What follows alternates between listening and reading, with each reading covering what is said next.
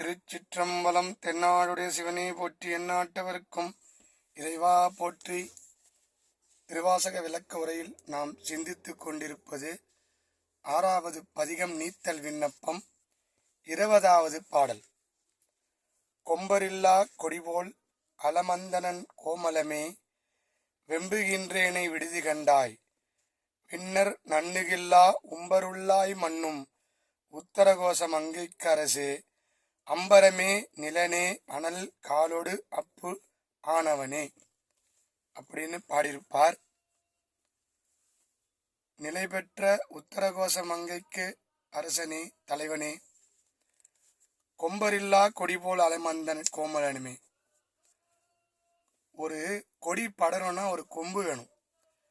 இந்த கொடி படர்ந்து வளர வேண்டியதுக்கு ஒரு கொம்பு தேவை. அந்த கொம்பு இல்லைன்னா அந்த கொடி தொங்கி ஆடி உடஞ்சிடும். ஏன்னா அதுக்கு நரம்பு அப்படிதான் படைக்கப்பட்டிருக்குது. அந்த கொடி போல் வளர வேண்டும் எனக்கு ஒரு கொம்பு போல இருக்கிற இறைவனே, நீ இல்லைன்னா நான் உடஞ்சி தொங்கி தாங்கி என்னை தாங்கி கொள்ள கொம்பு மாதிரி இருக்கிறியப்பா, என்னை விட்டுடாதப்பா, நான் உடஞ்சி போயிடுவேன், தயவு செய்து என்னை விட்டுறாதே. உம்பர் உள்ளாய், அடியார்கள் உள்ளத்திலே உள்ள உத்தரகோசமங்கை தலைவனே, அம்பரமே நிலனே. அம்பரமேனா ஆகாயமேன்னு அர்த்தம், நிலமே நிலனேனா நிலமே அப்படின்னு அர்த்தம்.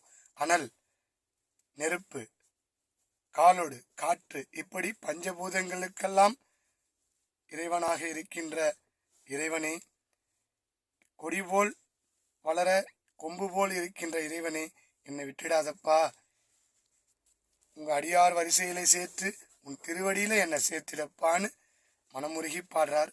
தொடர்ந்து சிந்திப்போம். திருச்சிற்றம்பலம்.